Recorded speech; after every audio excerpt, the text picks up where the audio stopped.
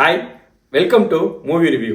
இன்னைக்கு நம்ம பார்க்க போறது மணிரத்னம் இயக்கத்தில் ஏஆர் ரகுமான் இசையில் ரவி கே சந்திரன் ஒளிப்பதிவில் கமல், சிம்பு, த்ரிஷா, அபிராமி, அசோக் செல்வன் மற்றும் பலர் நடித்து ரிலீஸ் ஆயிருக்கிற தக் லைஃப். வாங்க பார்க்கலாம்.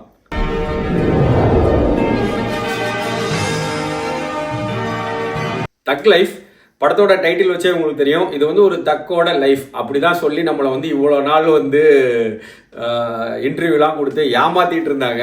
ஸோ அந்த தக்கோட லைஃப் எப்படி எடுத்திருந்தாங்க அப்படின்னு பார்த்தோம்னா, ஃபர்ஸ்ட்டு 20 மினிட்ஸ் வந்துட்டு ஃப்ளாஷ்பேக் மாதிரி, அதாவது 1994 நடக்கிற கதை, அதை வந்து சூப்பராக எடுத்திருந்தாரு. அந்த 20 மினிட்ஸ் மட்டும்தான் படத்திலே வந்துட்டு நீங்கள் மணிரத்னத்தோட டச்சை பார்க்க முடியும்.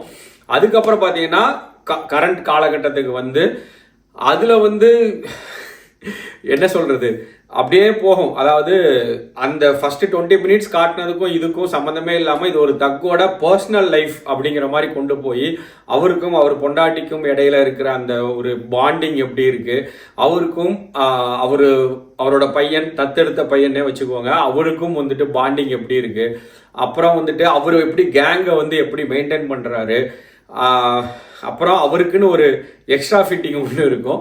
அவங்க கூட ஈவன் தோ ஒய்ஃப் கூட இவ்வளோ ரொமான்டிக்காக இருந்தால் கூட எப்படி அடிஷ்னலாக ஒருத்தங்க கூட இருக்கிறாரு.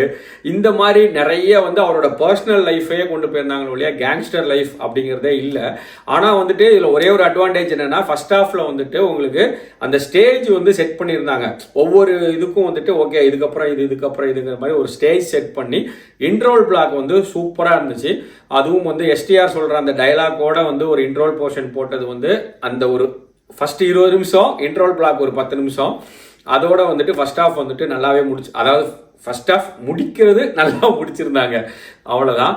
அப்புறம் வந்து பார்த்தீங்கன்னா இன்ட்ரோவில் வந்துட்டு சொன்னால் நம்ப மாட்டீங்க, நாங்களாம் என்ன பண்ணிட்டு இருந்தோம்னா, இந்த கதை இப்படி இருக்குமா, இது இப்படி இருக்குமா அப்படின்னு நாங்களே ஒரு 3-4 ஸ்டோரி வந்து ரெடி பண்ணிட்டோம், ஓகேவா. ஆனால் பார்த்தீங்கன்னா இவங்க எதுக்குமே யோசிக்கலை. படம் ஆரம்பிச்ச உடனே தெரிஞ்சிடுச்சு, ஓகே இது அந்த படம் அப்படின்னு. எந்த படம்னா அஞ்சான் படம். மணிரத்னம் படத்தெல்லாம் இப்படி சொல்ல வச்சுட்டாங்க. ஃபர்ஸ்ட் ஹாஃபாவது கொஞ்சம் ஸ்டேஜ்லாம் செட் பண்ணி வச்சுட்டு இருந்தாங்க. செகண்ட் ஹாஃப்ல ஒண்ணுமே இல்லை, அப்படியே சுத்தமாக அப்படி பிளைண்டா போச்சு. இந்த ஓவராலா 2.25 மணி நேரம் படத்துல உங்களுக்கு வந்து ஒரு ட்விஸ்ட், ஒரு டேர்னு எதுவுமே கிடையாது. ஒரே ஒரு இது ட்விஸ்ட்னு சொல்லி வச்சிருப்பாங்க. அது நம்ம அந்த பர்சனை சீன்ல காட்டும் போதே தெரிஞ்சிடும், ஓகே இவங்க தான் அவங்க அப்படின்னு சொல்லிட்டு. ஸோ அந்த லெவலுக்கு தான் வந்து அந்த ஒரே ஒரு ட்விஸ்ட்டுமே வச்சிருந்தாங்க. மற்றபடி படத்துல வந்து very very very very predictable. ஒரு வாவ் மூமெண்ட் கிடையாது. எமோஷ்னலி கனெக்டே ஆகலை. மேபி இந்த அபிராமி அண்ட் கமலோட சீன்ஸ் இருந்துச்சு இல்லையா, ஒரு 1-2 சீன் இருக்கும். அந்த சீன் வந்து கொஞ்சம் இன்ட்ரெஸ்டிங்காக காட்டின மாதிரி எனக்கு ஃபீல் ஆச்சு. ஸோ அந்த மாதிரி 1-2 சீன் தான் வந்து இருந்துச்சு. மற்றபடி வந்துட்டு செகண்ட் ஹாஃப்லலாம் வந்துட்டு எமோஷனல்ங்கிற பேரில் நானே உட்காந்து கலாய்ச்சிட்டு தான் இருந்தேன். மணிரத்ன படம் ஃபர்ஸ்ட் டைம் வந்துட்டு நான் வாய்ஸ் கமெண்ட் கொடுத்து கலாய்ச்சது வந்து இந்த படம் தான் நினைக்கிறேன். ஸோ அந்த மாதிரி இருந்துச்சு. ஏன் அப்படின்னா இது மணிரத்னம் படமே இல்லை. மணிரத்னம் படங்கிறதுக்கு இதுல ஒரு ஷாட் மட்டும் தான் இருந்துச்சு. அது என்ன ஷாட்னா, சன்னு இல்லாம மணிரத்னத்தோட படம் இருக்காது. ஸோ அந்த சன்னோட ஒரே ஒரு ஷாட் மட்டும் தான் இது மணிரத்னம் படம் மாதிரியே உங்களுக்கு ஃபீல் ஆகும். மற்றபடி ஃப்ரம் ஸ்டார்ட் டு எண்டு வந்துட்டு இது மணிரத்னம் படம் மாதிரியே இருக்காது. ஒரு ஷாட்டு கிடையாது. டயலாக் பார்த்தீங்கன்னா இவ்வளோ பெருசாக எழுதியிருப்பாங்க. ப்ளஸ் அது ஒரு டெப்த்தே இருக்காது. ஏதோ தானு எழுதியிருப்பாங்க, எக்ஸப்ட் 1-2 டயலாக் தவிர. ஸோ இதெல்லாம் பார்க்கும்போது இது மணிரத்னம் படமா அப்படின்னு நமக்கே கொஸ்டின் வரும். டெக்னிக்கலி பார்த்தீங்க அப்படின்னா ஒளிப்பதிவு ரவி கே சந்திரன் வந்து சூப்பராக பண்ணியிருந்தாரு. அடுத்து நம்ம பெரிய பாய் சம்பவம் பண்ணுவேன்னு சொல்லி சம்பவமே பண்ணல. பாட்டே பார்த்தீங்கன்னா உங்களுக்கு வந்து அந்த சீன்ஸ் கூடயே தான் வரும், இடையில தான் வந்து வரும். ஃபுல் பாட்டு அப்படின்னு வராது. சுகர் பேபி பாட்டுலாம் லிரிக்கல் வீடியோவில் கூட திரிஷா எக்ஸ்ட்ரா 2 சீன் வந்திருப்பாங்க போல. இதில் வந்து அவங்கள ஆரம்பிக்க மட்டும் விட்டுட்டு ஃபுல்லாக இந்த சைடு சிம்புவும் கமலும் வந்து ஒவ்வொருத்தரையாக சொல்கிறத காமிச்சிட்டு இருந்தாங்க. ஸோ அந்த மாதிரி தான் போச்சு. அடுத்து ஸ்டோரி, ஸ்க்ரீன் பிளே, எடிட்டிங் எல்லாமே வந்துட்டு ரொம்ப பிலோ பார்ட். ஸ்க்ரீன் பிளேவே இல்லை, அப்படி எடுத்த உடனே அப்படியே இப்படி கொண்டு போயிருக்காங்க, அவ்வளோதான் இந்த படம். ஆக்டிங் வைஸ் பார்த்தீங்கன்னா ஆஸ் யூஷுவல் கமல் அவரோட பார்ட்டை வந்துட்டு ரொம்ப சூப்பராக பண்ணியிருந்தாரு. அடுத்து நம்ம எஸ்டிஆரும் வந்து கமலுக்கு ஈக்குவலாக ஃபைட்டாக இருக்கட்டும், இல்லை அந்த எமோஷ்னலாக கனெக்ட் ஆகிறதா இருக்கட்டும், அவங்க கூட அந்த பாண்டிங் எல்லாமே நல்லா இருந்துச்சு.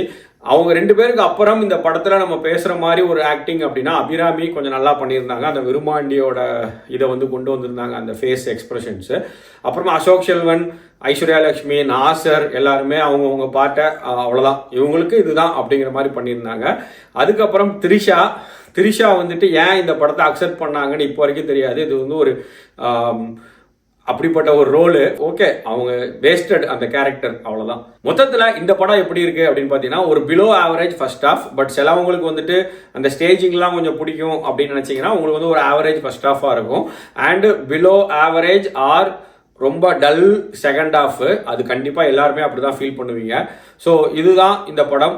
இன்னொன்று என்னன்னா, கர்நாடகா மக்கள் தப்பிச்சிட்டாங்க அப்படின்னு சொல்லலாம். அவங்களோட டைம் அண்ட் மணியை வந்து சேவ் பண்ணியிருக்காங்க. இந்த படம் வந்து ஓடிடியில் வந்தால் நீங்கள் கண்டிப்பாக பாருங்கள். தேட்டரில் போய் பார்க்குற அளவுக்கு ஒர்த்தா அப்படின்னா என்னையை பொறுத்த வரைக்கும் இல்லை அப்படின்னு தான் சொல்லுவேன். ஏன்னா இதில் மணிரத்னம் டச்சும் இல்லை, அந்த ஒரு கேங்ஸ்டர் ஒரு லைஃபும் இல்லை, அப்படியே பிளெயினாக போனதுனால. மீண்டும் அடுத்த ஒரு திரை விமர்சனத்தில் சந்திப்போம். பாய்.